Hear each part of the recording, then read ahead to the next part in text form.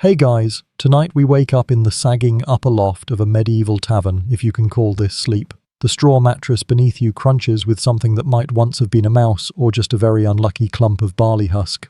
The beams above your head are low enough to knock your thoughts loose if you sit up too quickly.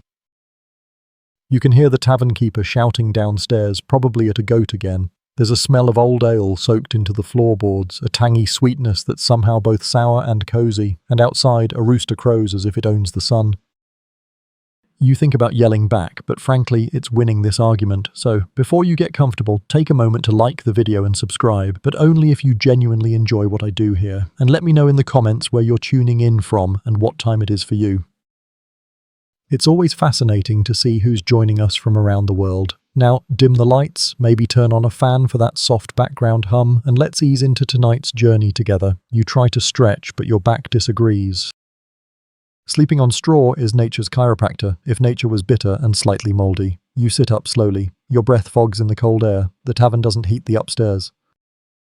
Below, the morning fire crackles, but the warmth hasn't reached you yet. It rarely does. There's a hole in the wall where the wind whistles like it's telling secrets it shouldn't. You stuff your feet into stiff leather shoes that still remember yesterday's mud and last week's regret. You descend the stairs, ducking your head so you don't get reacquainted with the ceiling beam. The tavern's main room is empty for now, except for a man asleep with his head on the table, face down in what might be stew or spilled mead. The hearth spits an occasional ember, casting a dull glow over a floor strewn with crumbs, hay, and two unbothered chickens. You think about breakfast, but remember, it's only included if you paid the night before. You didn't. Outside, the street is waking slowly. Fog hugs the ground like it's not ready to let go. The tavern door creaks on its hinges, resisting your exit like it knows you're not ready for this either. But the day doesn't care. The day moves forward with or without you. You step into the chill. Your tunic is thin, your breath curls like smoke, and the street is a mix of mud, manure, and merchant voices. Somewhere a bell rings, the baker perhaps, or someone lost track of time again and is just leaning into chaos. A dog trots past you wearing a cabbage leaf around its neck like a badge of honor. You don't ask questions. That's not your business today. The tavern behind you closes its door with a loud wooden sigh, like even it knows you're not coming back for a while. The city is still quiet, mostly. A few shutters bang open. Someone tosses yesterday's dishwater into the street without looking. You sidestep it mostly. Your left shoe now has a story of its own. You make your way toward the well, hoping for water that hasn't been claimed by the rats or the neighbors. You pass a man selling roasted chestnuts from a small cart, and the smell nearly knocks you out with joy. You haven't eaten yet. You reach into your belt pouch, 1 coin. Bent, possibly fake, you trade it anyway. The chestnut is hot, bitter and glorious. It burns your tongue and reminds you you're alive. Pain is proof of life, right? Or maybe just poor culinary choices. Someone nearby coughs loudly and does not cover their mouth. You take 2 steps back and then realize you just stepped into something squishy. It's best not to look down. A woman walks by with a basket on her head filled with turnips and a cat. The cat looks perfectly content. You envy it. You continue walking toward the square. The morning light is finally slicing through the fog. You hear the clang of metal. Blacksmith at work. His rhythm is steady, like a heartbeat in iron. You wonder if he ever sleeps. You also wonder how he keeps his beard from catching fire. That's a question for another time. As you reach the edge of the market, a child runs past you laughing. You're not sure why. He's holding a fish, still flopping. No one's chasing him. You admire his commitment to chaos. You find a small wall to lean against. It's warmer here, sunlit, maybe because no one's peed here yet. You close your eyes for a moment and listen. The world is waking up with 1,000 tiny noises. The hiss of boiling water, the creak of wooden carts, the clatter of hooves, a goat screaming like it knows a secret you don't. A breeze passes by, smelling of bread, dung and lavender. Welcome to the Middle Ages. You're here now. You've survived the first hour, sort of. Historians still argue whether taverns functioned more as inns, brothels, or community centres. The answer may be yes. What is certain? They were the beating heart of medieval towns, full of stories, smells, and sometimes soup that could stare back at you. You rub your eyes. Behind them lingers the fuzz of dreams, something about a bear in a bishop's hat. You make a note not to eat that kind of mushroom again. There's a chicken pecking your boot now. You tell it to stop.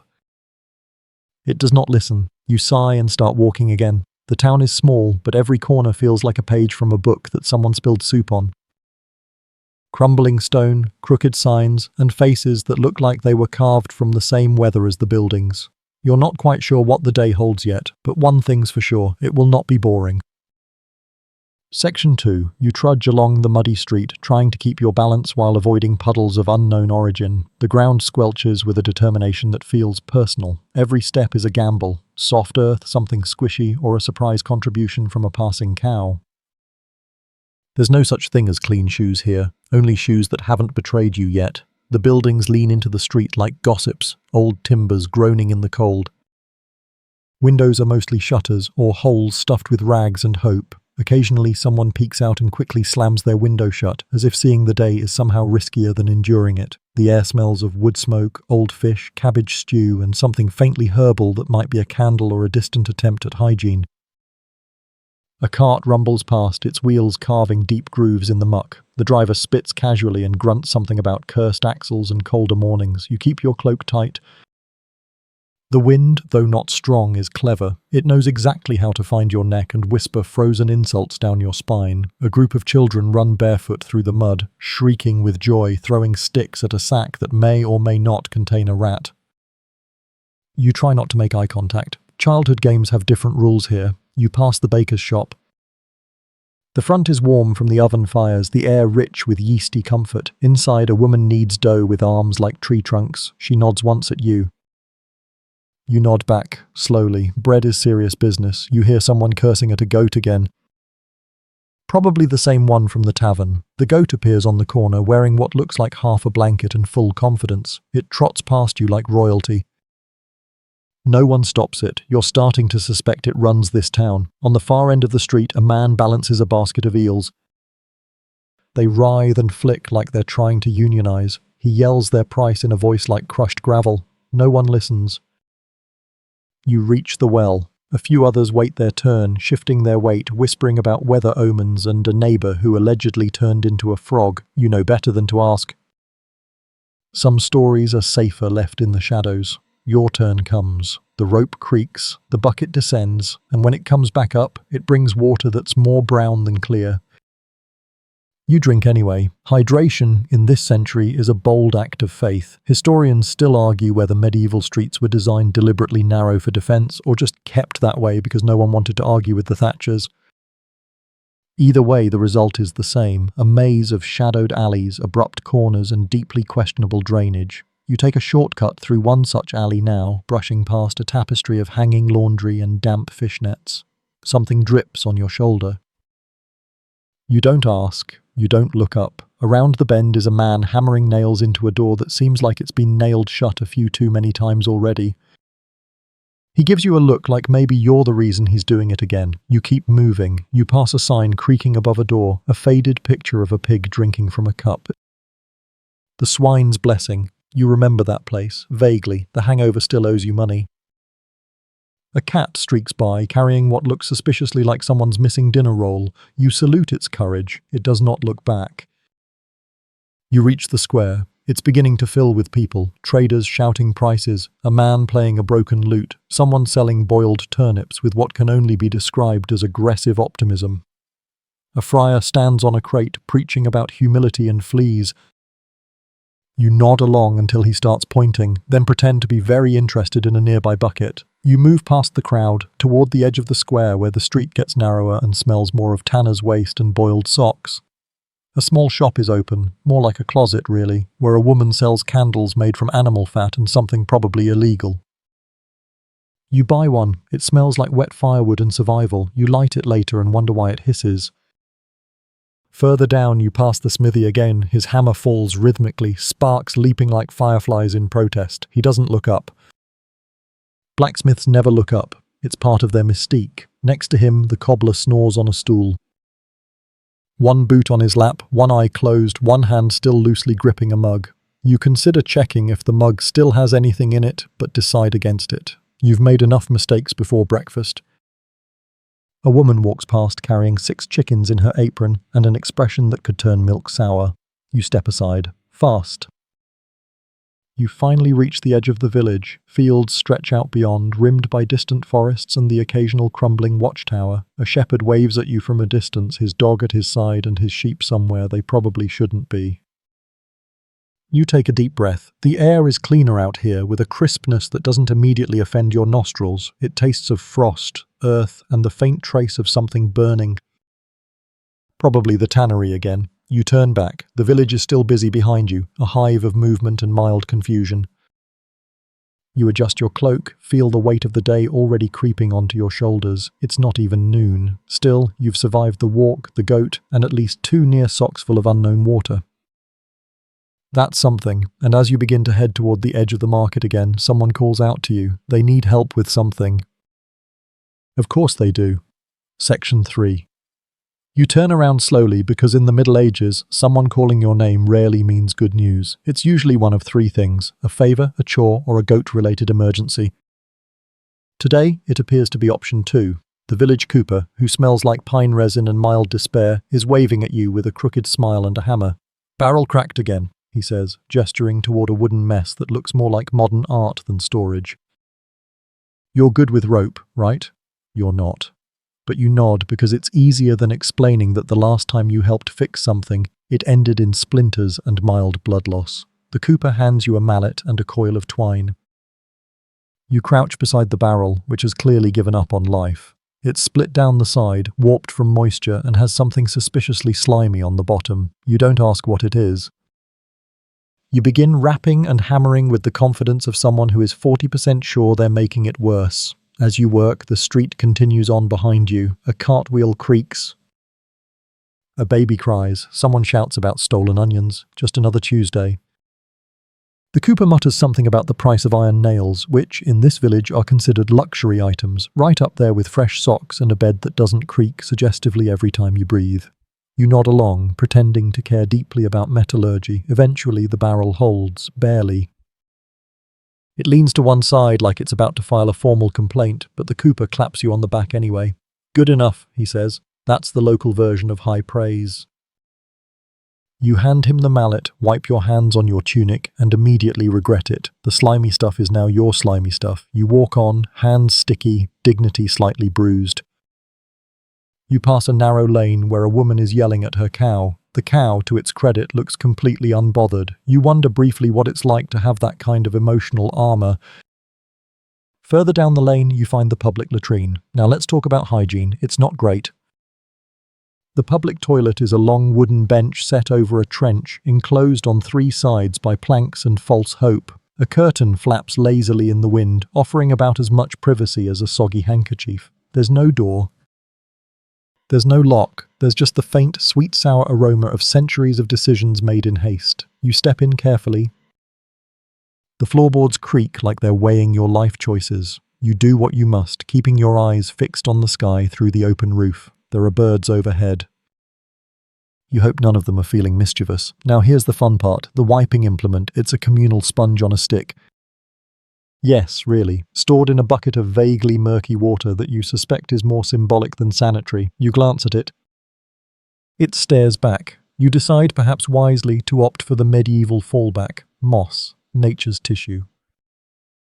Unpleasant, but less personal. Historians still debate whether public hygiene ever stood a fighting chance in medieval towns. Some argue there were organised sanitation efforts. Others say everyone just developed very strong immune systems or died trying. You leave the latrine with a renewed appreciation for modern plumbing and a faint sense that you've just lost a small part of your soul. You make your way toward the communal washing area, a stone basin where people splash water on their faces with the hopeful conviction that it's better than nothing. You join them, scrubbing your hands with cold water and sand. It exfoliates, it also removes hope. A man beside you uses a twig as a toothbrush, dipping it in salt. You try not to make eye contact. He hums as he works, which somehow makes it worse. As you dry your hands on your cloak, you notice a woman nearby rubbing her face with a mixture of ash and herbs. "Keeps the spirits away," she says. You nod. You're not about to question someone holding a mortar and pestle. Another man walks past you chewing garlic. A lot of garlic. You can smell him from 6 feet away, which, to be fair, is practically social distancing by medieval standards. He winks at you. For the health, he says. You don't doubt it. No plague would dare approach that breath. You walk back toward the center of the village square. The sun has finally climbed above the rooftops, casting a weak glow on the thatched roofs and sagging fences. Chickens roam freely. One has a ribbon tied to its leg, which raises more questions than it answers. A monk walks by swinging a censer, the smoke curling around him like a protective charm. He murmurs blessings under his breath, or curses. Hard to say. You pass a tanner's shed. The smell hits you like a sack of regret. Animal hides stretch on frames, flies buzzing in attendance. The tanner waves cheerfully, his hands stained with something that used to be part of something else. You wave back out of reflex and then spend the next 10 steps regretting it. Someone throws open a shutter overhead and dumps out a bucket. You sidestep just in time. It splashes beside you with a sound that will haunt your dreams. You don't ask what it was. That's a survival strategy now. You sit for a moment on a low stone wall, breathing in the patchy sunshine and the faint scent of old fish and fresh bread. Life here is many things, dirty, loud, smelly, but also, strangely, peaceful. There's something honest about a world where everyone's just trying to make it to sundown with their dignity and their goat intact. A rooster hops onto the wall beside you and lets out a single defiant crow, as if to say, "Yes, this is my kingdom." You nod at him. He nods back. A moment of mutual respect. And just like that, the morning is gone. You've helped fix a barrel, narrowly avoided disease, endured the sponge stick of doom, and survived the medieval equivalent of rush hour, and the day is still young. Section 4. Your stomach growls, loud and honest, like a dog demanding scraps. It's time for breakfast, or whatever passes for breakfast in a world where eggs are scarce, coffee doesn't exist, and fruit is considered suspiciously luxurious. You make your way back toward the tavern, not because you're expecting service, but because sometimes the cook leaves out scraps for early risers or people too pitiful to charge. You might qualify on both counts. Inside, the hearth has been stirred back to life. Flames curl lazily around a log that hisses like it regrets being chosen. The tavern keeper eyes you from behind the counter but says nothing. He knows you don't have coin. You nod anyway. It's the medieval equivalent of, "We're good, right?" A low stool waits near the corner table, next to a dog that definitely isn't the one from last night but looks equally indifferent. You sit. The table's surface is sticky with either old ale or new jam. No way to tell. You rest your elbows on it anyway. Dignity bowed out around section 2. A woman shuffles over and sets down a crust of bread and a wooden cup filled with something that sloshes slowly. The bread is brown, hard, and possibly older than your shoes. You knock it against the table. It echoes. The drink smells faintly of barley and effort. This, dear listener, is breakfast. Bread and ale, no eggs, no fruit. No tiny pots of jam or glasses of orange juice, just a wedge of baked survival and a cloudy cup of medieval energy drink, aka liquid bread. You take a bite. It's chewy, dense, and gritty. Literally, there's sand in it. Because flour here is ground between 2 stone slabs, and nobody's sieving anything except their expectations, you chew, and chew, and chew some more. Your jaw gets a workout. This is why medieval faces look so intense in paintings. Everyone's just trying to finish their bread. The ale doesn't help much. It's thick, sour, and lukewarm, like oatmeal's less successful cousin. It's not refreshing, but it is safer than water, mostly because it's been boiled, and because parasites can't survive in whatever this is. Historians still argue whether medieval beer was truly alcoholic or just mildly fermented gruel. The answer seems to be yes. It depends who brewed it, how long it sat, and whether you mind your breakfast tasting like wet cereal that's been emotionally neglected. You take another bite of bread. A small piece chips off and hits the floor. The dog sniffs it, then looks away with disappointment. Even he has standards. At the next table, 2 men argue over whether turnips or onions are more valuable this season. One of them gestures so wildly he knocks over a candle. The other doesn't flinch. This is clearly not their first vegetable-based dispute. Behind the counter, the tavern keeper refills someone's cup and swats a fly with a motion that suggests this is the highlight of his morning. You finish the bread slowly. It never gets better, but your body stops protesting after the 3rd mouthful. Maybe it gives up, maybe it adjusts.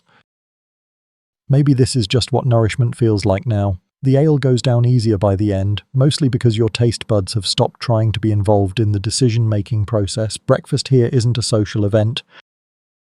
It's not an Instagram moment, it's fuel, function over flavor, calories over comfort. You eat to stay standing, you drink to keep going.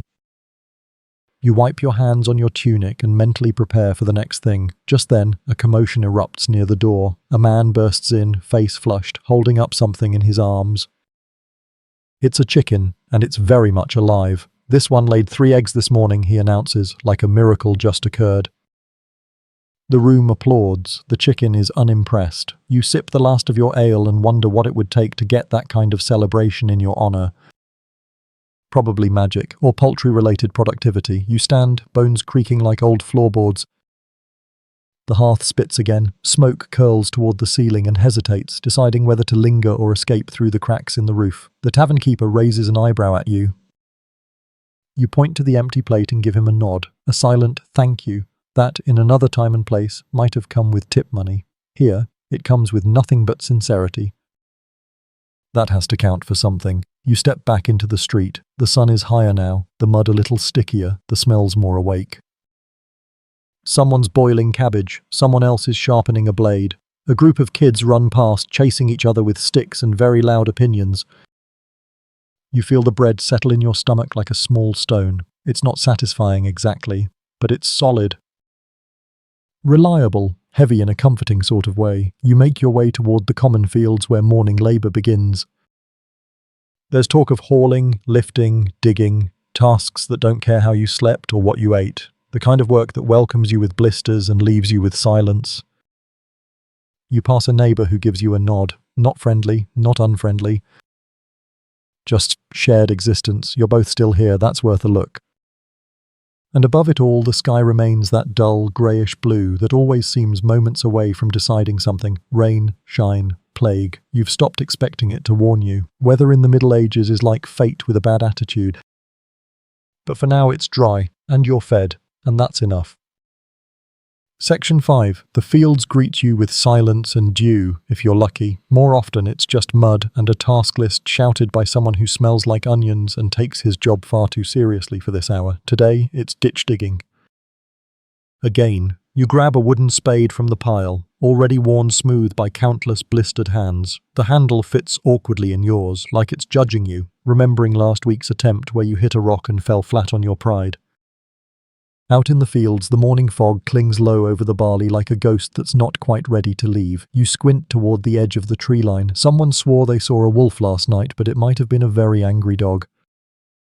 Or the local priest, hard to say. Your spot is near a half-finished irrigation ditch. Water trickles sluggishly through it, carrying twigs, bits of straw, and at least one very determined frog. You dig in, rhythm slow but steady. The soil is damp, resistant.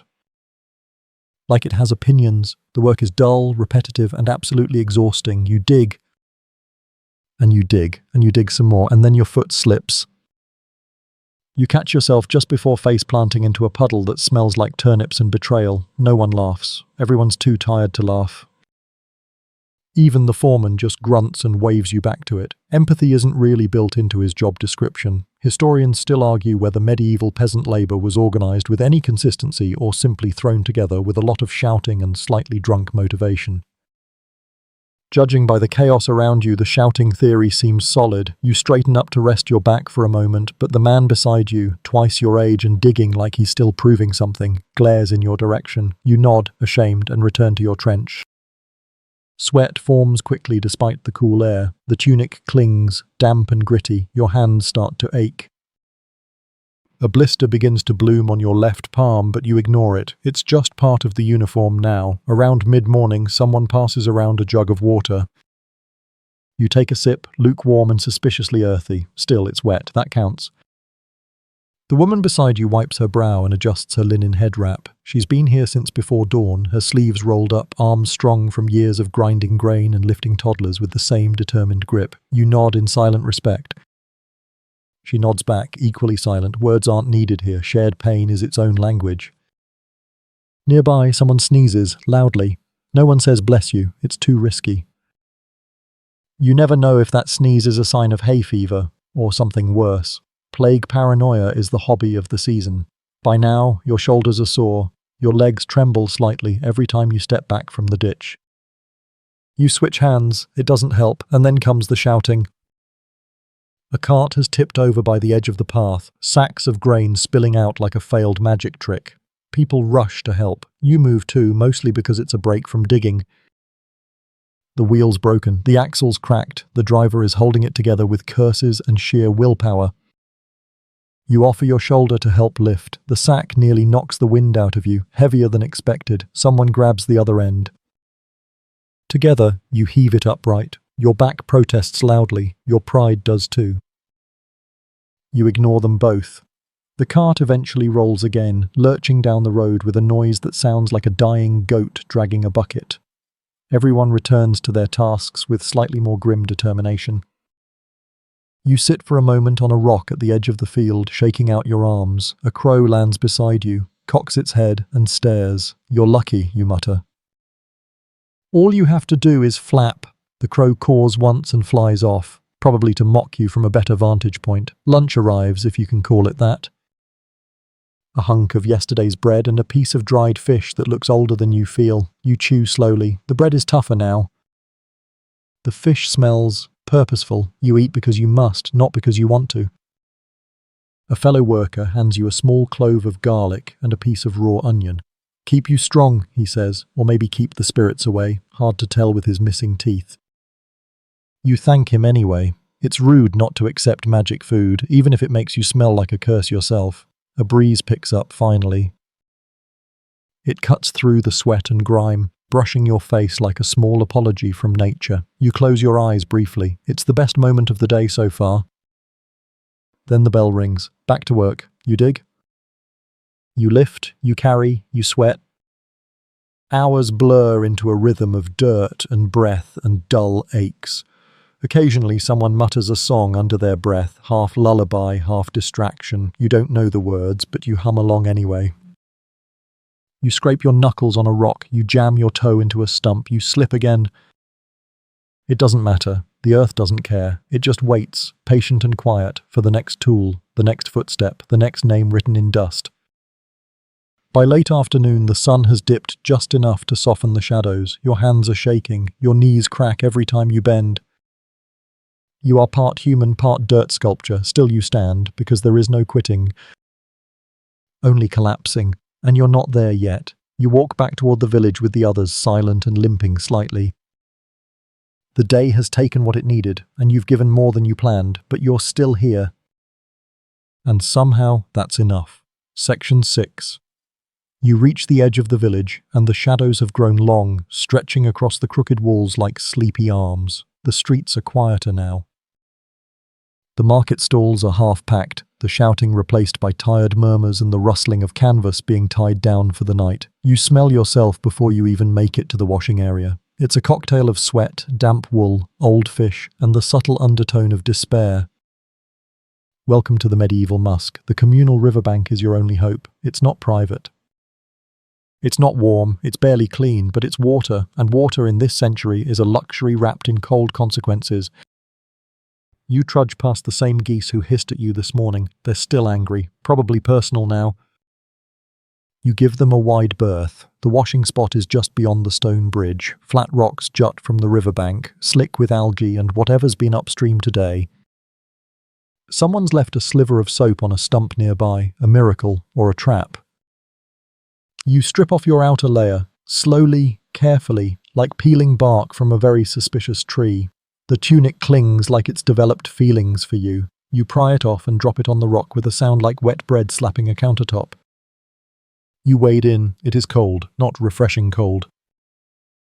Not mountain stream cold, bone deep, scream in your soul, forget your name cold. You don't scream though. You hiss, you curse under your breath, you clench every muscle you've got and pretend this is fine.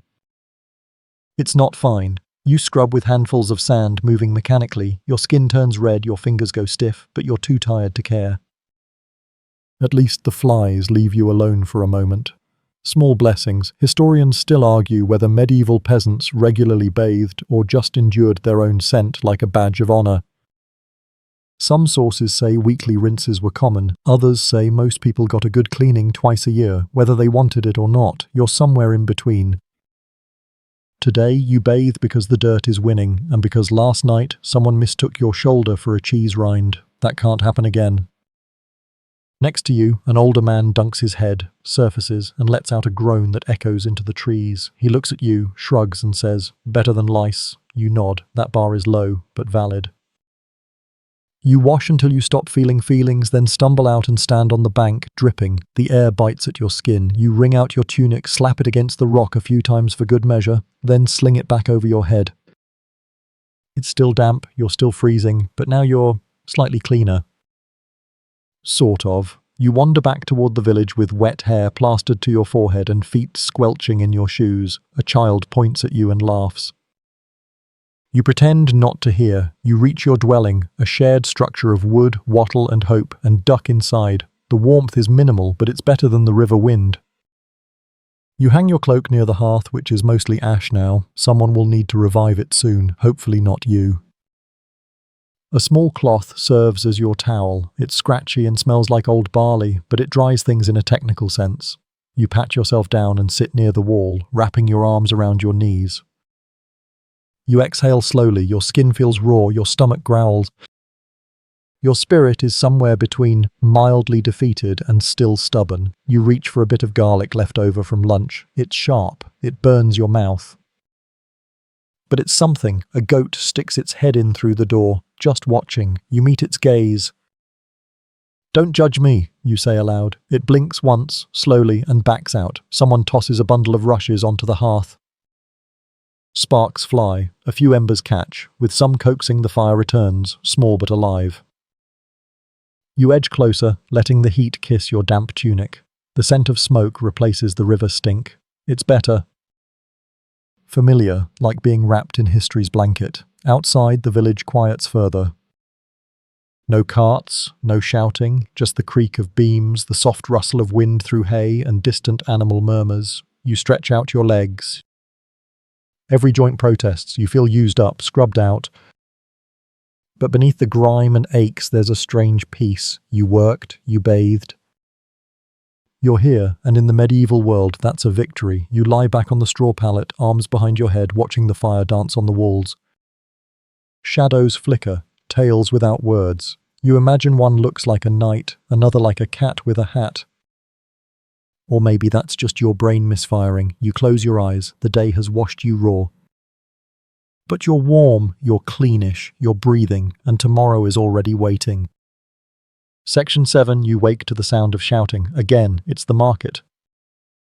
You forgot it was today. Or maybe you didn't forget, you just buried the knowledge under a haystack of denial and yesterday's dirt. The morning sun filters weakly through the cracks in the wall, outlining every floating mote of dust like a constellation of small regrets. You sit up slowly, brushing straw from your face and hoping your knees remember how to bend. Outside, the noise builds, voices overlap, calling prices, praises, insults. Carts creak, pigs squeal, chickens protest their new owners with furious flapping. It's part carnival, part battlefield. You gather your things, your coin, singular, your damp cloak, your dignity, and head out. The market is centered in the village square, where the ground is slightly less muddy and slightly more trampled. Wooden stalls tilt at odd angles, draped with rough cloths. Some display goods with proud flair, baskets of apples, bolts of wool, pots glazed in soft earth tones. Others, less so. A barrel of fish still twitching, a stack of questionable cabbages. A man offering fermented eel juice, which even in this timeline feels like a cry for help. You wander through the rows, dodging elbows and unwashed sleeves. Smells hit you in waves, sweet honey cakes next to rotting turnips, incense mixing with goat breath, baked bread battling with raw onions, and something faintly sulphurous that's probably cheese. You pause at a stand selling herbs. Dried bundles hang from twine, sage, rosemary, something labelled witchbane in sloppy charcoal letters. The woman behind the table gives you a look. Half suspicion, half sales pitch. "Smell this," she says, thrusting a bunch of mint under your nose. You do. It's sharp, cool, and honestly a little too intense before breakfast. "Good for the nerves," she says, "and rats." You nod and pretend to think about it. You do not have coin for mint. Further down, a boy chases a goose between stalls. The goose is winning. A lute player sits cross-legged near the old fountain, strumming something that might once have been a love song. Now it's just a collection of notes trying their best. A small crowd listens, more out of obligation than enjoyment. You pass a booth where a man is selling miracle cures in cracked ceramic bottles. He sees you and launches into a practiced speech. Guaranteed to restore your energy, whiten your teeth, and keep demons away. You raise an eyebrow. He leans in and whispers, "Mostly honey and vinegar." You keep walking. A fishmonger slaps a wet trout onto his table as if daring it to run again. The trout does not. Next to him, a baker displays neat rows of rye loaves, each scored with a careful hand. The bread smells amazing. Your stomach agrees. You ask the price. It is, unfortunately, several coins more than you possess. He eyes your single coin. "You can have half a roll," he says eventually, "and only if you don't touch anything." You agree instantly. The bread is warm, crusty, and softer than anything you've eaten in a week. It has seeds on top. You have no idea what they are, but they taste like hope. You savor every bite like it's a royal banquet. Historians still debate whether medieval markets functioned more as economic engines or social arenas. In truth, they were both places to trade, gossip, argue, fall in love, or lose a shoe. Speaking of which, someone bumps you hard from behind. You stumble forward, just catching yourself on a stall pole. You turn, ready to protest, but it's just a donkey, a particularly smug one. You nod respectfully. It does not nod back. You continue wandering, slipping into the rhythm of the place. The noise becomes a hum, the chaos a kind of dance. Children beg for sweets. A man sells ribbons with a poem attached to each. One stall is just beeswax in various shapes, including what you think might be a very inaccurate dragon. You pass a cloth merchant arguing with her assistant over whether blue dye is still available from the coast. Historians still argue flashes through your mind, and you smile faintly. Not your debate, not your problem. Near the edge of the square, a quiet corner offers dried goods, grains, beans, lentils. The seller is asleep. A cat guards the stall. You consider haggling with it. You spot a basket of apples, small, wrinkled, but real. You count your options. You have no coins left, just your cloak and your charm. Neither are in great condition. You decide to move on before you embarrass yourself further. You pass a man carving spoons with surprising artistry. One has a wolf's head on the handle. Another has tiny runes along the rim. You admire them in silence. He doesn't look up. Artists, even medieval ones, have a vibe. Finally, you find yourself back near the center of the square, by the old stone well where the gossip happens. Two women are talking in hushed tones. You catch fragments. The miller's daughter. The strange light in the woods, 3 eggs, all before dawn. You lean against the well and let the market move around you, the smells, the sounds. The friction of lives overlapping in dirt and laughter and stolen cabbages, and for a moment you feel still. This is the heart of it all. Trade, talk, touch. 100 small moments woven into one slow, messy, beautiful day. You close your eyes.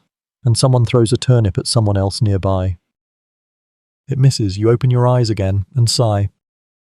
It's good to be home. Section 8. You're standing near the well, nibbling what's left of your half-roll when you hear a shriek, not a terrified shriek. More of an "I'm being mildly inconvenienced and wish to involve everyone" kind of shriek. You turn. A young man clutches his jaw, pacing in a circle. He's clearly in pain. His friends surround him, unhelpfully offering suggestions. Chew some parsley, dunk your head in the trough, pray to Saint Apollonia. One even offers to punch the other side of his face to even it out.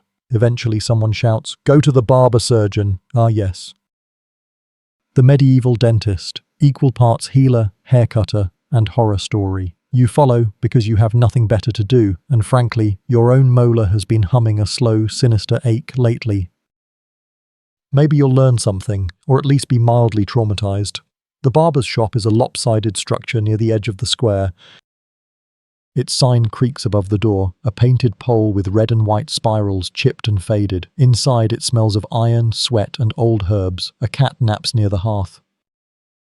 It opens one eye, sees you, and decides you're not interesting enough to bother. The barber surgeon is tall, thin, and wearing an apron that might once have been white. He has the look of a man who's seen too much and still charges extra for it.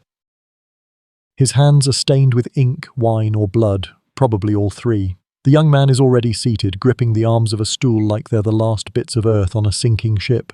"What seems to be the trouble?" the barber asks, entirely too cheerfully. "Me tooth," the man groans, pointing at his jaw with the vague desperation of someone who fears what's coming and knows it's coming anyway. The barber nods. "Ah, yes. That one." He peers inside the mouth like he's inspecting a creaky floorboard. "We'll have that out in no time." You step to the side, watching with the grim fascination usually reserved for barn fires and family arguments. Out comes the tool, a long, curved metal thing that looks more appropriate for pulling nails out of a wall. The young man blanches, someone outside whistles a happy tune, unaware of the internal horror about to unfold. The barber gives no countdown. Just a swift, brutal twist, a grunt, a muffled scream, and a sound like something vital letting go. Tooth extracted. Everyone breathes again. Well, except the patient. He's drooling, sweating, and possibly seeing stars, but he's upright. That's a win. The barber drops the tooth into a small tin with a clink. "Would you like to keep it?" The man shakes his head slowly, like he's just been asked if he wants to relive it all. The barber shrugs and tosses it into the hearth. You edge toward the stool, curious. "Do you check teeth?" you ask. He peers at you. "You got pain?" You pause. "Sometimes." He motions you closer. You hesitate. Then, with the bravery of someone who's already seen too much cabbage for one life, you sit. He examines your mouth with a wooden probe. "It tastes like cloves and anxiety." "Ah," he says at last. "Just a bit of gum swelling. Rinse with wine. Maybe chew on fennel seeds. And stop clenching your jaw when you sleep." "How do you know I do that?" He smiles. "Everyone does. It's the plague dreams." You don't ask for clarification. Historians still argue whether barber surgeons helped or harmed more people. On one hand, they offered services the average peasant desperately needed: bloodletting, tooth-pulling, lancing of boils. On the other, their medical training often came from observation, guesswork, and vague Latin scrolls. You leave the shop with a small paper of instructions and a mild existential crisis. Outside, the fresh air hits you like a reset button. You swallow. Your tooth still aches, but now it has context. You pass a woman selling small pots of honey with sprigs of thyme inside. "Good for wounds," she says. Also, bees hate it when you steal from them. You buy one, not because you need it, but because your mouth tastes like herbs and fear. As you walk back through the square, you notice people huddling near the bread stall again. Someone's collapsed. Too much sun, not enough breakfast. The healer arrives, an older woman with hands like gnarled roots and a pouch full of strange-smelling things. She waves incense, says a few words, offers the man a piece of bark to chew. He chews it, his eyes clear, he burps once. Everyone nods like this is normal. You sit on a crate and watch the crowd swirl again. Beneath the surface chaos, there's a rhythm here. A dance of necessity, a cycle of ailments, cures, and cautious hope. Someone nearby mentions leeches. You pretend not to hear. You look at the honey jar in your hand. It glows a soft amber in the sun. Maybe it does help, maybe not, but it feels like it might. And sometimes that's all you really need. You tuck it away and rise. The square is quieter now. The sun is beginning to dip. A dog snoozes beneath a cart. A child sings a tune with no clear rhythm or ending. A rooster stands on a barrel like it's preparing a speech, and your tooth, still there. Still humming, but for now, bearable, and you've got fennel seeds.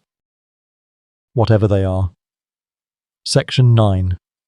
As the sun slides lower behind the crooked rooftops, casting gold and soot-coloured shadows across the square, your thoughts begin drifting toward dinner, or what passes for dinner in a world where edible is more of a suggestion than a standard.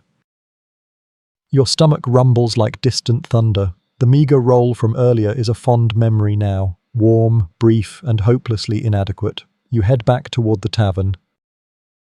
Not because it's fancy, it isn't. Not because the food's good, it's not, but because it's there.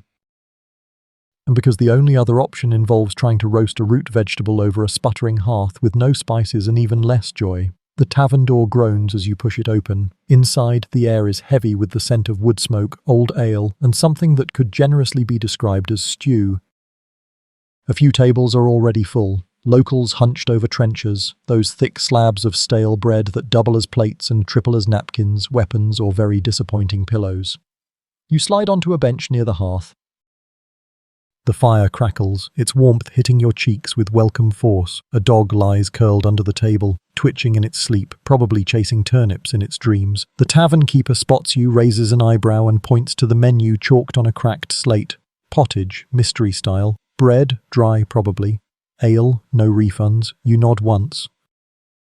That's all it takes. He ladles a scoop of something thick into a bowl and slaps down a wedge of bread that could stop a cartwheel. You slide over your last coin with reluctant ceremony. The pottage smells vaguely of lentils, or cabbage, or possibly regret. You stir it with your spoon, wooden, slightly splintery, but yours, and try not to wonder what the greyish lumps are. Meat, maybe. Hope, probably not.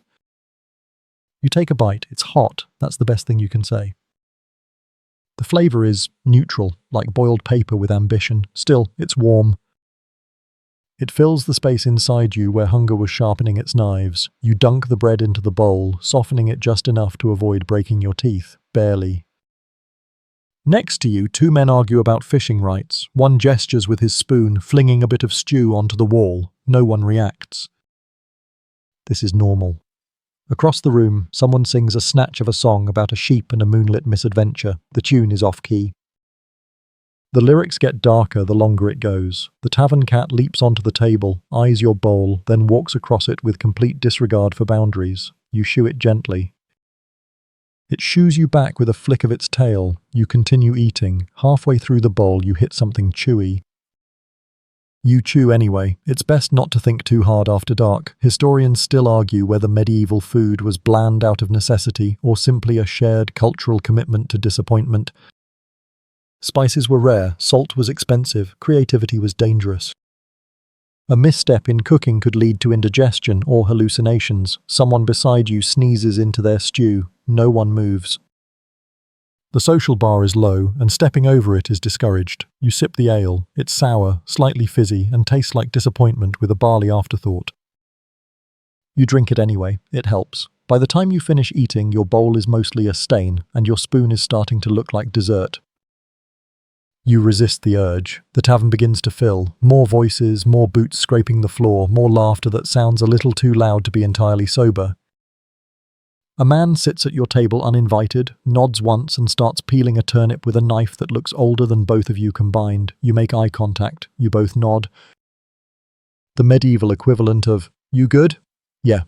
A girl walks past balancing 4 mugs of ale. She's about 9 years old and has the calm focus of a trained juggler. One of the mugs tips. She catches it with her elbow. The room applauds. Someone near the back starts tapping a rhythm on the table. Another joins in with a jug. The noise builds slowly. A few feet shuffle. A handful of voices hum along. The tavern begins to sway with the music of boredom and barley. The stew settles in your gut like a small, quiet stone. You lean back, full in the loosest sense of the word, and stare into the fire. It dances without urgency, throwing shadows onto the faces around you, tired, amused, half dreaming, and you realize something. Dinner might not be grand, it might not be good, but it is shared. A dozen people, 100 different aches, 1 room, 1 pot of pottage pretending to be a feast. You take 1 last sip of ale, then set the mug down and breathe. Section 10. The ale hits slowly. It doesn't knock, doesn't shout, it just settles in behind your eyes, loosens the corners of your thoughts, and makes the fire look friendlier than it did 5 minutes ago. Across the room, the rhythm on the tables grows louder. Wooden mugs clunk, spoons tap, someone's slapping their knee in time, completely offbeat but with total confidence. The tavern has transformed. What was a room full of half-asleep workers is now alive. The air is warmer, thicker, louder. Jokes fly with little concern for structure or sense. Someone yells about a goat that stole his socks. No one questions it. A man near the hearth stands abruptly, sways like a sapling in the wind, and declares, "I have written a poem." Everyone groans. He continues anyway. It is called Ode to a Turnip. More groaning. Someone mutters, "Not again," but he raises his arms and begins. The first stanza is about longing, the second is about soup, the third, you're pretty sure, includes a marriage proposal to a vegetable. You take another sip of ale to get through it. The woman next to you starts giggling uncontrollably. She's clutching a piece of bread like it's the only thing keeping her grounded. You don't even know her name. Doesn't matter. You're all companions here, joined by drink and shared disappointment in rhyming. Someone throws a ladle. It narrowly misses the poet, who takes this as encouragement. He bows. The room claps politely, mostly to signal that it's over. In the far corner, two men are arm wrestling. They're both losing. You're not sure how that's possible. At another table, a trio sings a sea shanty despite having never seen the sea. The lyrics include suspicious geography and a surprising amount of eels. You look around and realize you're smiling, just a little. The ale has taken the edge off the day, the aching feet, the cracked hands, the stew that may or may not have included bark. It's all softer now, like the world is wrapped in wool and good humour. You catch snippets of conversation, and then the pig kicked him in the face. So I said, "That's not your goat, that's my uncle." Honest, I saw it. A fox with 3 eyes. Stories, jokes, outright lies. They mix together into the evening's background hum. Historians still argue whether medieval taverns were places of rebellion or release. Some think they stirred unrest. Others say they were safety valves, spaces where pressure escaped with laughter and cheap ale. Either way, tonight it feels like a sigh wrapped in song. Someone plucks at a lute. The strings are old, the tune is older. A soft melody begins, weaving its way through the room. People quiet, a few hum along. Even the ladle thrower leans back and closes his eyes. You rest your arms on the table, chin in your hand, and listen. The song is about home. Or lost love, or bread, hard to tell. But it carries you somewhere softer, somewhere without mud, without blisters. Just flickering firelight and the sound of voices rising gently into the smoky air. The girl with the ale mugs passes again. One's missing. Her grin is feral. She's winning some private war. You salute her with your spoon. She nods like a queen. The poet returns, muttering to himself about carrots. You avoid eye contact. Your ale is almost gone now. The warmth it gave is fading slowly into a comfortable buzz behind your ears. The fire crackles again, sending up a small chorus of sparks. You think of your bed, of the straw that pokes in all the wrong places, of the creaking walls and the goose that may or may not have claimed your pillow. You think of leaving, but you don't. Not yet. Not while this lasts. Not while the music plays. Someone laughs so hard they spill their drink. Another bursts into a hiccuping version of a blessing. The arm wrestlers give up and hug. The cat leaps onto the windowsill and watches like a tiny, judgmental king. And for just a moment, between the stew, the shouting, and the shared warmth of old walls, you feel full. Not just fed, not just tired, full of the kind of nothing that is everything. The kind of quiet joy that requires no explanation, no feast. Just a ladle in flight, a lute out of tune, and a room full of people who lived through the same long day you did, and are still here, laughing, alive. Together. Section 11. By now the ale has warmed your chest and loosened your shoulders. You lean back on the bench, letting the sounds of the tavern wash over you like rain on a slate roof, uneven, persistent, strangely calming. Across the table, someone's snoring lightly, their head resting on a folded cloak that's seen better centuries. No one moves them. They've earned that nap. You shift, stretch, feel your spine pop like firewood settling in the hearth. The warmth in the room pulses in waves, soft and slow like breath. You're just beginning to fade when a loud clatter startles the air.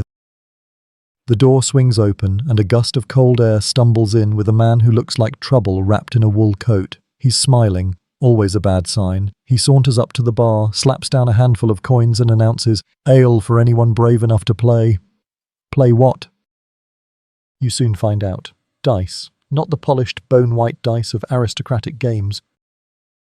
These are heavy, worn, carved from dark wood, edges rounded by years of rolling across sticky tables and questionable intentions. The tavern responds like it always does. Curiosity, then caution, then movement.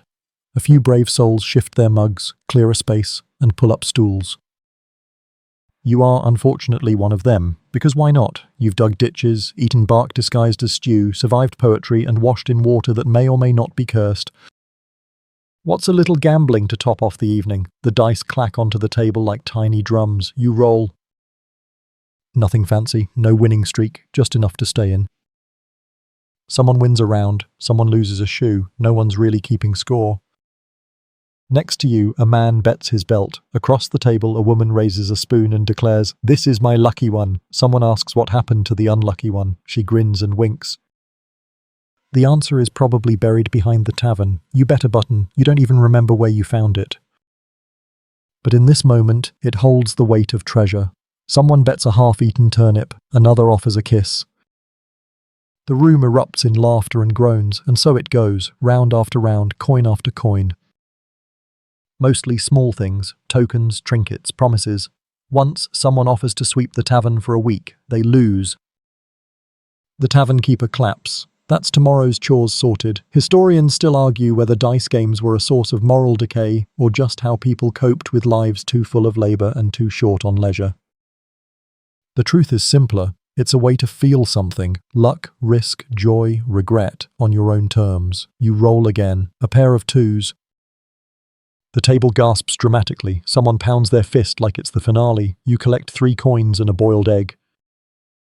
Victory has many faces. The man who started the game is still grinning. He hasn't won much. But he's watching everyone, like the real game is happening in their expressions, not the dice. You catch his eye. He nods as if to say, "This is the point, friend." Not the coin, not the egg, the moment, and you understand. You roll again, you win nothing, and still you smile. Eventually the dice slow. The players drift back to their mugs. The tavern settles once more into a warm hum of conversation, embers and the occasional hiccup.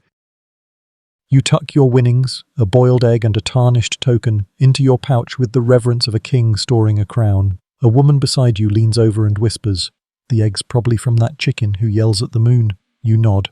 Somehow that tracks. Near the hearth, someone is trying to balance a mug on their head. They succeed. Applause breaks out. The cat yawns. You push back from the table, stretch again, and feel the weight of the day return. But gentler now, cushioned by ale and laughter. You've lost nothing. You've won nothing, and yet you feel richer. You make your way toward the wall where a quiet bench sits beneath a faded tapestry. You sit, watch, breathe. The room blurs slightly around the edges, not from the drink, but from the softness of night falling. Someone sings a lullaby in the corner. Maybe to a child, maybe to themselves. You don't play again. You don't need to. You played, you laughed. You didn't lose your shirt or your dignity or your last molar, and in this world, that's more than enough. Section 12. Just when you think the tavern's energy is beginning to wind down, a low chord stirs the air. A hush falls, not instantly, but like a blanket being drawn gently across a restless bed. Conversations taper. Laughter dwindles into murmurs. Even the cat, curled on a windowsill, lifts its head. A one-eyed bard steps forward. He's not tall, not young, not handsome, but he carries the room without needing any of those things. His lute is weathered, its neck patched with a bit of copper wire, the strings uneven but tight. He wears a cloak that may have once been crimson, now the colour of a dried berry left too long in the sun. He plucks again. A soft, humming chord that doesn't announce itself so much as it waits patiently to be noticed. And then he sings. The first verse is about a chicken. No, really, not a noble bird, not a magic bird. Just a chicken, named Marjorie, who had, according to the song, a heart too large for her coop and a beak too sharp for her neighbours. It's absurd. Sweet, completely ridiculous, and utterly captivating. The tavern leans in. The second verse introduces a farmer who loved Marjorie deeply, though he could never remember which end laid the eggs. They fought often. About philosophy, mostly, and grain prices. The song should fall apart. But it doesn't, because the bard's voice, thin, gravelly and honest, spins every line with the weight of memory, like he's lived it. Or dreamed it so vividly that you can't help but believe he once danced with a chicken beneath the moonlight. You glance around, faces soft with smiles. One man wipes a tear, though he pretends it's the smoke. The third verse goes darker. Marjorie is stolen by a jealous baron who wants her eggs for his morning omelette. The farmer, heartbroken, sets out on a quest involving 3 riddles, 2 geese, and 1 confusing waterfall. You stop trying to follow the logic. That's not the point. The point is, it matters. It matters because in this moment, every person in this room needs the story, needs the idea that even a chicken can be loved, can be fought for, can have a destiny. Historians still debate the role of bards. Were they record keepers, entertainers, or political mouthpieces? Maybe all of the above, but tonight this one is a healer, and his song is the salve. The fourth verse brings it home. Marjorie returns, not because of the farmer's bravery, or the riddles, or the waterfall, but because she missed him, because home isn't a coop, it's the hand that feeds you crumbs even when there's no bread left. The song ends. Not with a flourish, but a sigh. The room exhales with him. No one claps. Not at first, that would break it, but slowly, softly, palms meet. The sound grows like a heartbeat, not loud, just sure. The bard nods once, thanks no one in particular, and returns to his corner. The moment lingers. You sit still, not because you're tired, but because you don't want to move just yet. Not while the story is still circling inside you like a warm breath. Eventually the noise returns. A clink of mugs. A low chuckle. Someone whispering, "Was Marjorie real?" Someone else answering, "I hope so." You wonder if the bard makes it all up, or if long ago there really was a farmer and a chicken and a waterfall full of riddles. You hope there was. You rise from your bench and approach him, not with words, just a nod. He nods back. He begins tuning his lute again, preparing for the next tale. Or maybe just passing time with strings and silence. You return to your place by the hearth, feeling softer. The ale has worn off, mostly. The ache in your hands is returning. Your feet remind you that tomorrow will need them again, but your mind is light. Like the song took a burden from you without asking first. A boy sits near you, eyes wide. "I want to be a bard," he whispers to no one. Or maybe to everyone. Someone gives him a piece of string to pretend with. He holds it like a lute. He starts humming. In the far corner, a man tries to recreate the chicken ballad from memory. He gets the verses wrong, swaps the farmer for a blacksmith, and forgets what the second goose was for, but no one cares. The song has already done its work. You close your eyes briefly and see Marjorie, proud, ridiculous, brave. You smile. In a world of mud and hunger, someone gave you that. Not food. Not coin. A story, and it filled something deeper.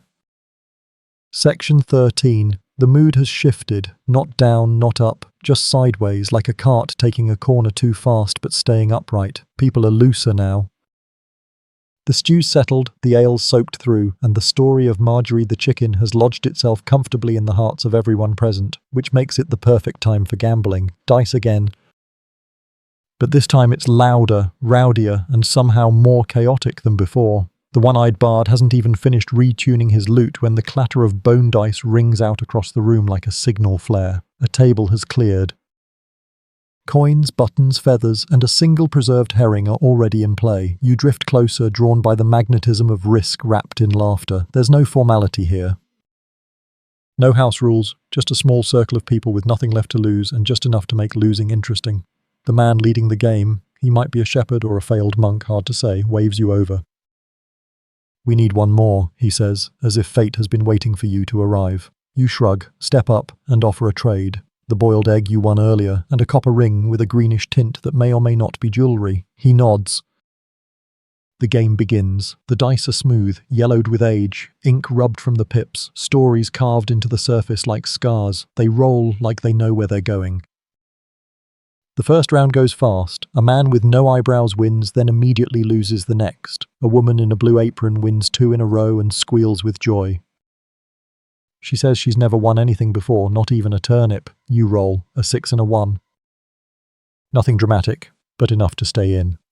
The shepherd monk loses his bet, a dried plum wrapped in linen, and howls like he's been personally betrayed. Someone buys him a consolation drink. He accepts it solemnly and names the mug Bertram. Dice roll again. Stories tumble with them. You learn that the eyebrowless man once married a miller's daughter who ran off with a barrel maker. He now makes spoons for a living and claims he's happier. No one believes him, but everyone nods respectfully. The woman in the apron teaches you a song about bad bread. The chorus is just the word "why," shouted 3 times in different tones. You begin to win. Not much, just enough. A piece of cheese. A copper pin, a small loaf of bread shaped like a bear, badly. Someone bets a pair of socks. You win them, you immediately regret it. They're damp and have a history. The tavern laughs with every roll, every groan, every accidental spill. One man tries to roll with his eyes closed and ends up launching the dice into the fire. There's a scramble. They're rescued, slightly scorched, now revered. Historians still debate whether games like this helped foster community or fueled simmering tensions.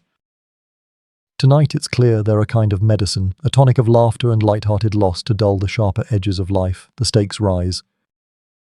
A man offers a favour as a wager. You win, he says. I owe you a task. You lose, you owe me. You win.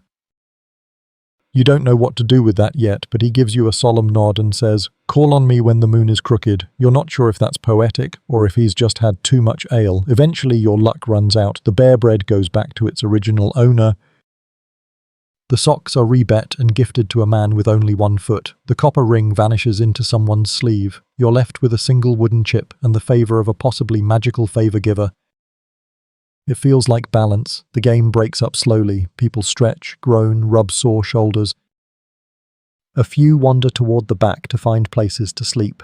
A few just curl up where they are. You step away from the table, lighter in coin but heavier in memory. Someone pats you on the back and says, you gamble like a goat, stubborn and somehow lucky. You thank them. You're not sure if it's praise, but it feels like it. You settle back into your seat by the hearth, the embers now glowing low and deep, like the belly of a sleeping beast. The bard strums a few quiet notes, half a tune with nowhere to go. The woman in the blue apron hums along as she braids her hair, her winnings tucked into her sleeves like secrets. You look around. The room is dim now, flickering, thinned.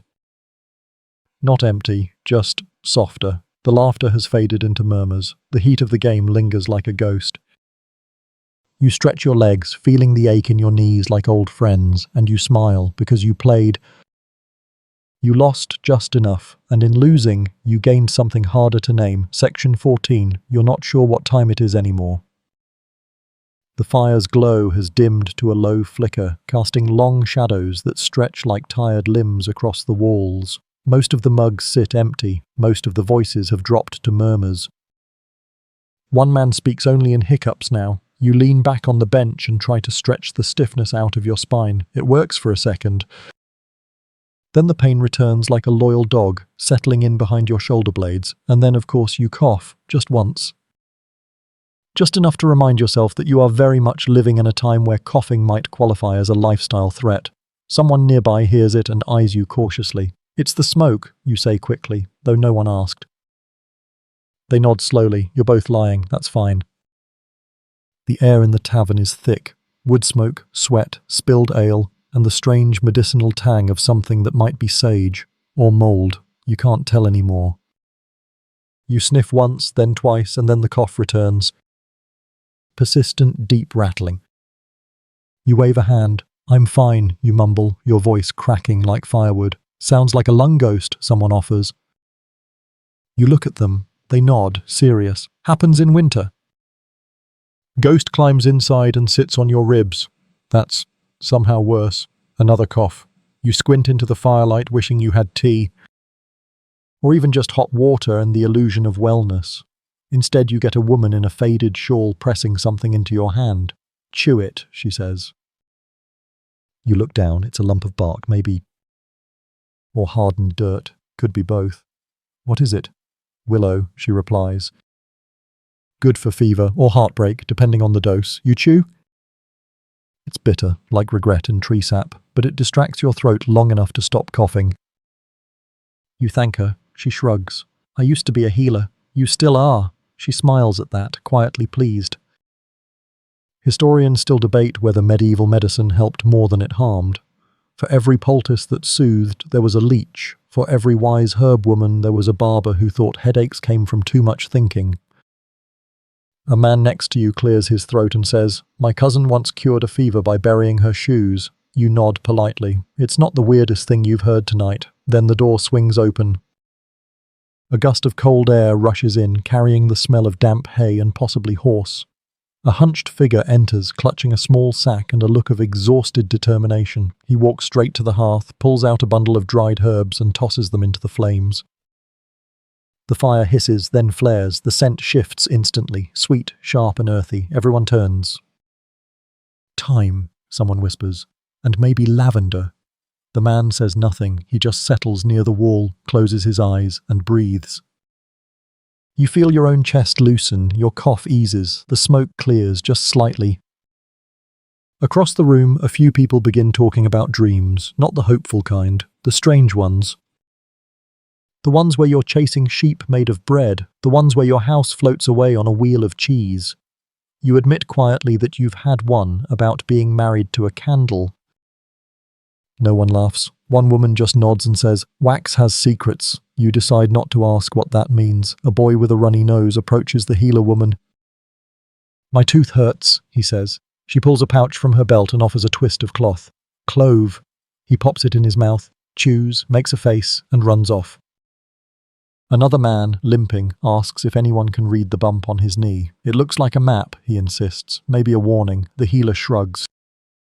"Could be gout or prophecy." He accepts both. Someone nearby begins boiling water in a blackened kettle over the fire.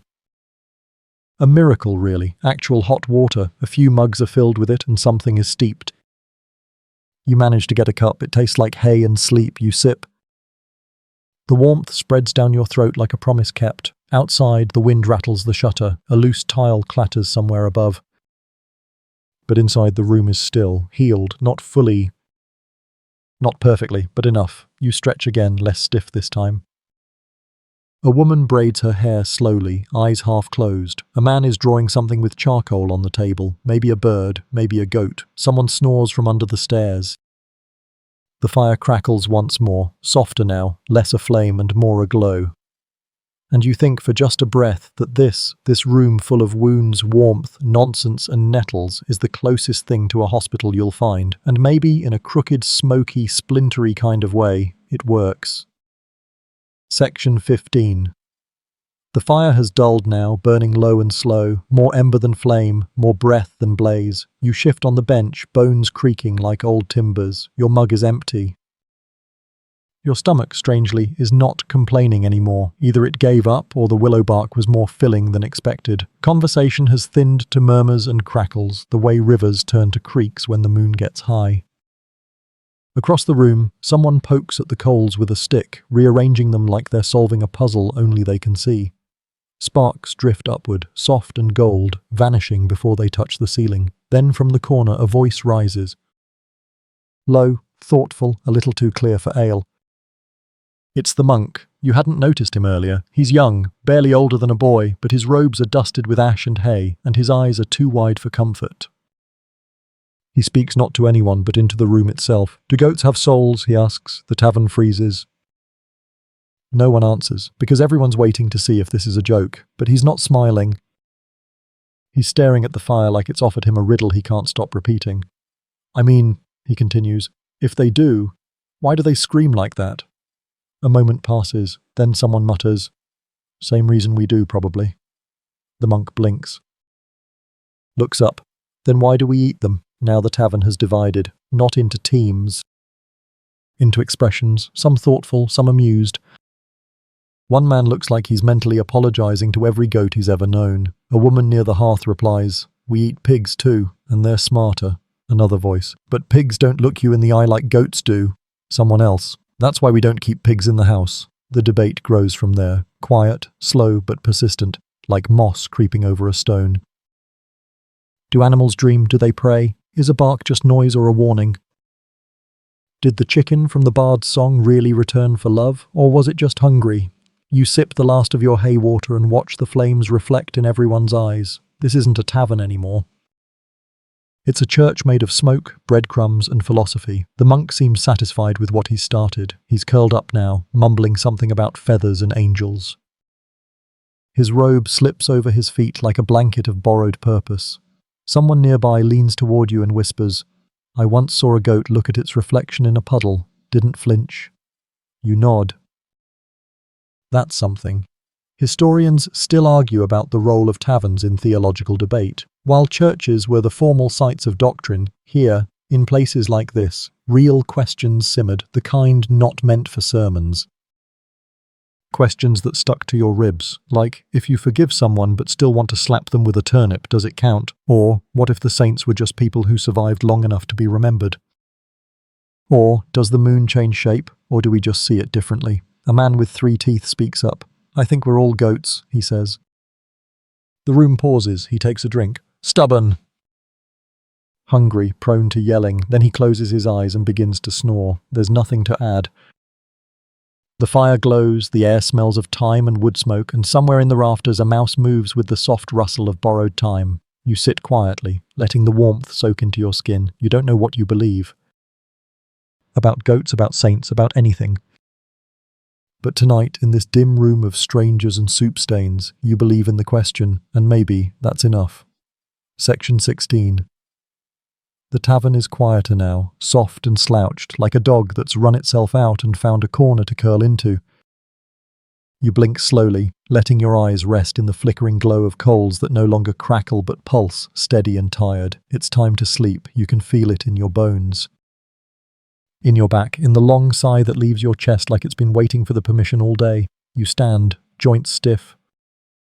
Your feet touch the ground with the gentle resistance of a floor that's held too many stories. Someone has dropped a boot. Another has claimed a bench as a bed.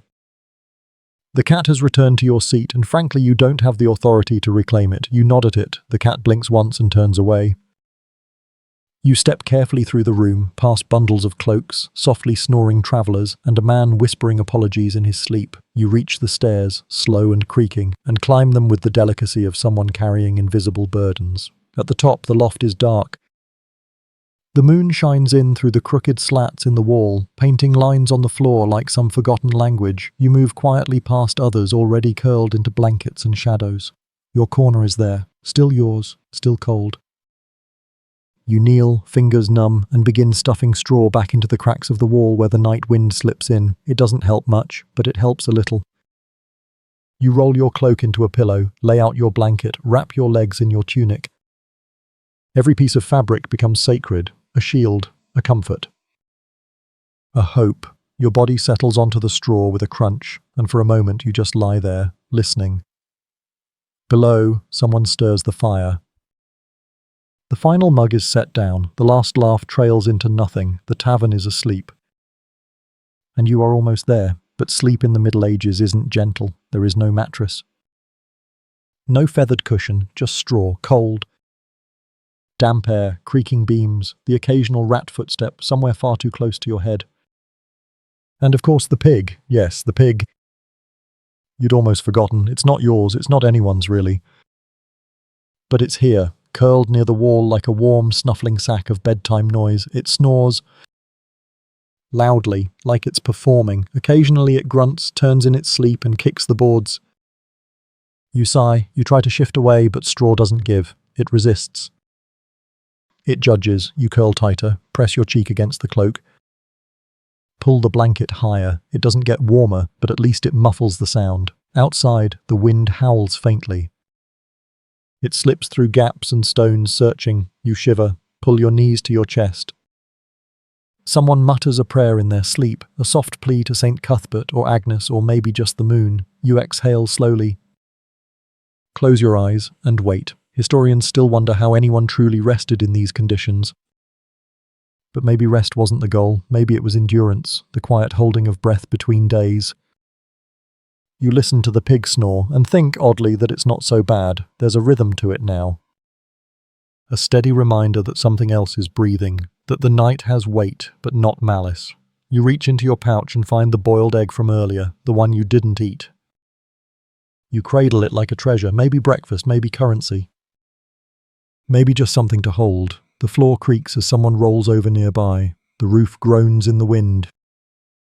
And your eyes begin to close, not from comfort, but from the long, slow unraveling of the day. You let yourself sink into the cold, the straw, the ache in your bones. And at last, sleep finds you. Not like a warm embrace, but like a blanket that doesn't quite cover your feet, but still, somehow, makes you feel safe. Section 17.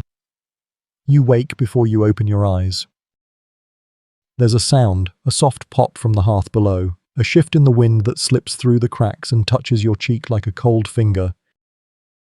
The pig is still snoring, but softer now, like it too is beginning to rise. Your body doesn't want to move. Everything aches, not sharply, but with the dull protest of limbs that worked too hard, slept too cold, and dreamed too much. Your fingers are stiff, your legs heavy, even your eyelids argue with the morning. But it's not quite morning yet, you know, because it's your turn. You volunteered. Or maybe you lost a bet. Doesn't matter now. It's your turn to keep the fire alive. You sit up slowly, the cloak falls away, and the cold rushes in like it's been waiting for this exact moment to pounce. You fumble in the dark for your boots, which are damp and unforgiving. You tug them on with soft curses and stifled groans. The others remain still, breathing softly. Curled in sleep, dreaming of better meals, softer beds, or chickens with vendettas, you take the ladder down, rung by rung, careful not to wake the tavern before its time. The main room is quiet, still, empty of voices, but not of life. The coals in the hearth are low, huddled together like tired elders. You kneel before them, coaxing warmth back with small, practiced movements. You feed them splinters of wood. Bits of straw, your breath, slowly they respond. A flicker, a glow, then the smallest hint of flame. It's almost nothing, but it's enough. You sit back on your heels and watch the fire begin again. It crackles softly as if remembering its purpose. This is the midnight watch, the quietest duty. The loneliest, but also the kindest. You wrap your arms around your knees and stare into the orange bloom of warmth.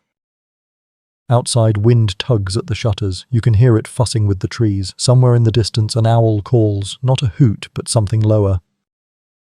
A question maybe, or a warning. The tavern creaks above you. Someone shifts in their sleep. The pig snorts once, then goes still again. You reach for the kettle by the hearth, still blackened from yesterday. There's water in it, enough. You set it near the flame and wait. Time passes slowly here. In minutes that feel like hours, in embers that shift like thoughts, you sip from your mug once the water is hot. It's plain, no herbs, just warmth. But that's enough. You think, as you sip, about the fire, how many hands have fed it. How many nights it's held back the dark. Fire is life here, and conversation, and comfort and warning. Historians still argue whether these hearths served mostly practical or symbolic purposes. The answer, of course, is both. You sit before it now and it tells you things, quiet things, without words. Like warmth is meant to be shared. Like survival is a story we tell together. A spark leaps, crackles in the air and dies. You listen to the wind again. And then you hear it, not the wind, not the owl. Footsteps, not close, but not far, either. You turn your head slightly, listening harder. 2 steps, then silence. Maybe it was the wind, maybe a deer crossing the field, maybe something else. You stay still, eyes on the door, back warmed by the fire. And the world stays still with you. Outside, the moon shifts behind a cloud. Inside, the flame pulses. Eventually, the footsteps, real or imagined, do not return. You exhale. You shift closer to the fire. Let the glow rest on your face. The kettle bubbles gently. You pour another cup. A shadow flickers across the far wall. Just the flames playing games. You let your eyes close just for a moment, head resting on your knees. The fire watches for you now, and maybe the owl, and maybe, if you're lucky, even the moon. Section 18. You must have dozed, because when your eyes open again, the fire is brighter, and the sky beyond the shutters is turning that pale, bruised blue that comes before dawn, when the stars haven't yet given up, but the darkness is losing its grip. Your back aches. Your neck is stiff from resting against your knees, but your hands are warm and your mug is still beside you, empty but comforting in its weight. You stand slowly, stretch, and stoke the fire once more.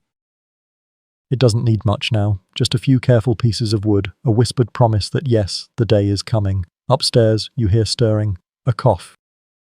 The thump of boots on floorboards, a soft grunt that could mean good morning or everything hurts. Both are true. One by one, they descend.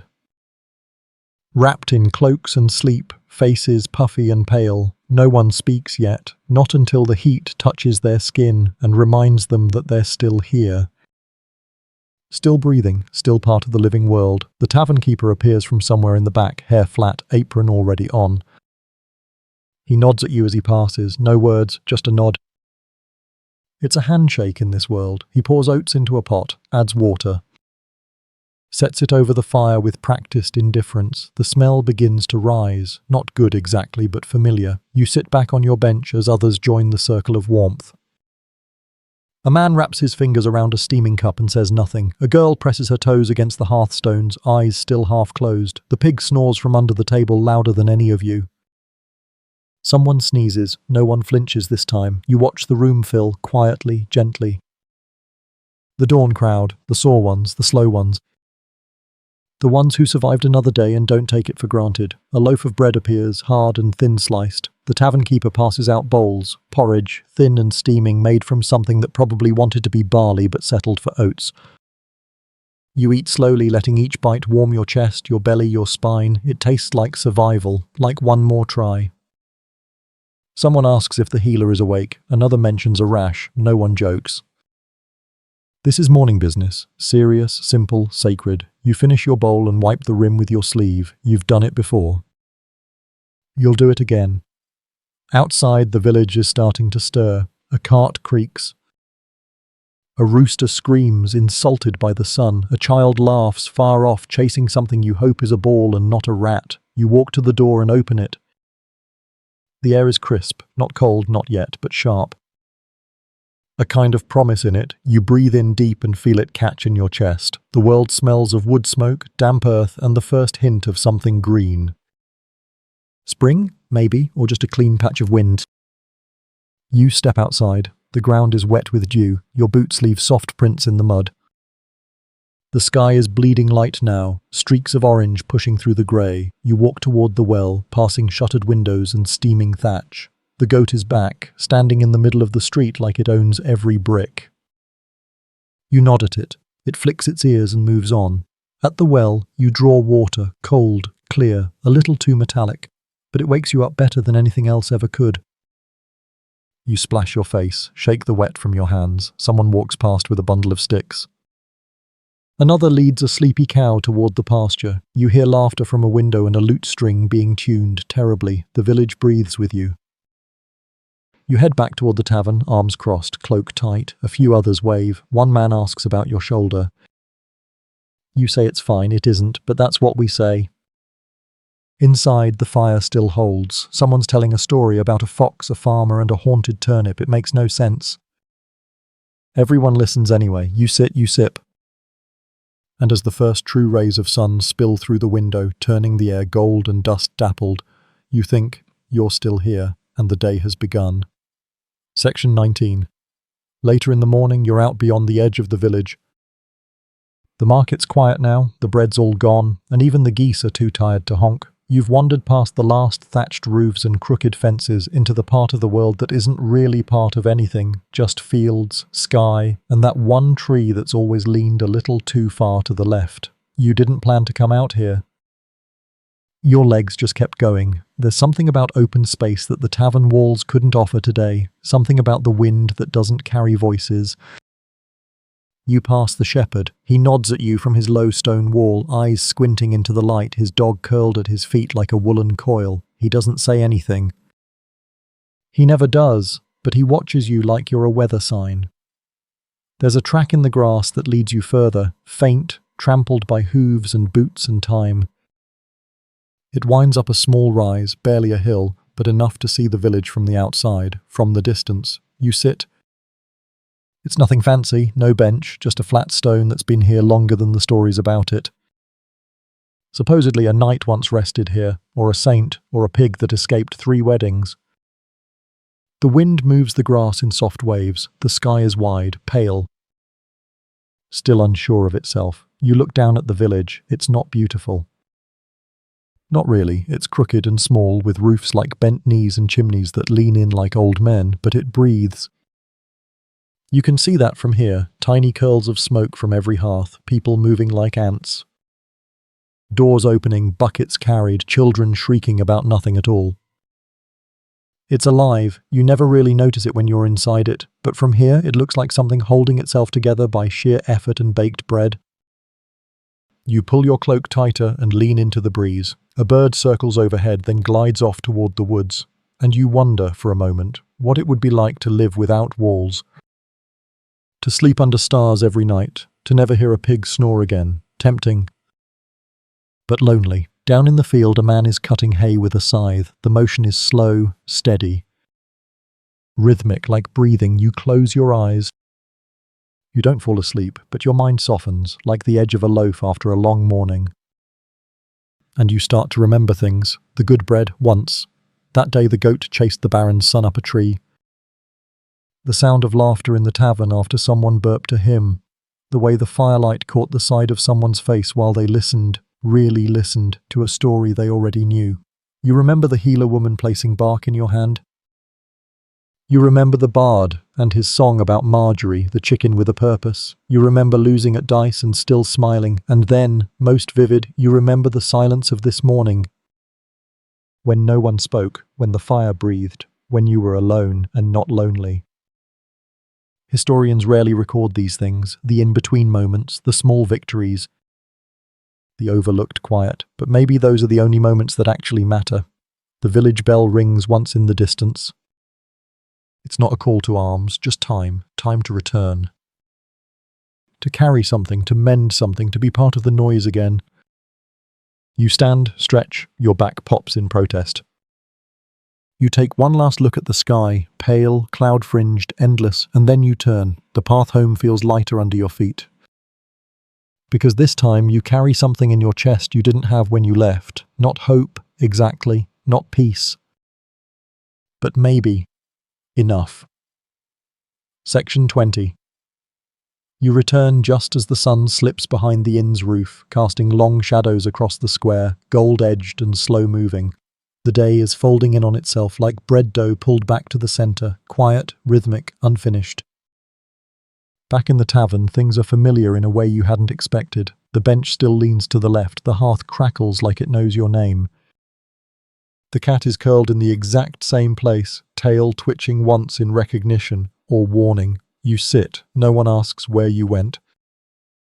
No one needs to. You've all wandered one way or another, into woods, into work, into memories that don't belong to anyone anymore. You warm your hands by the fire and let the day fall off your shoulders. Dinner's the same as yesterday, and that's not a complaint. Same stew, same bread, same small, quiet blessing whispered by someone who isn't sure they believe it, but says it anyway. You eat slowly. The pottage is thicker tonight. Maybe someone added barley, maybe it just sat longer. Either way, it tastes like routine, safe, slightly overcooked. Honest. People talk less as night settles. The stories have all been told. The turnip thief, the chicken love song, the monk's existential goat debate. You stare into your bowl and feel the warmth in your stomach stretch into your chest. A man across the room sneezes and follows it with a muttered, sorry, that sounds older than he is. A child drops a spoon, then claps at the sound. The healer woman hums a tune while tying herbs into bundles for tomorrow. You hear someone whisper, I dreamed of sunflowers again. No one responds, because we all dream of something. You rise slowly, carrying your bowl to the back, stack it with the others. They clink gently, wood on wood. A lullaby of shared hunger and shared enoughness. Outside, the night is waiting, not with teeth. Just with silence, you step into it. The street is almost empty. A candle flickers behind a window. A cart stands half unloaded. A rooster perches where it shouldn't, eyeing the stars like they owe him money. You walk toward the well just once more, not for water, just to stand. The wind brushes your face with the soft palm of night. The stars blink down, tired but still watching, and you think you lived through the day. You did the digging, the bathing, the bread. The ache, you laughed, you listened. You gambled with your dignity and almost lost, and now you sleep. You return to your straw corner, past the pig, the creaking stairs, the breath of others dreaming in the dark. You lie down, you pull the blanket over your chest and close your eyes.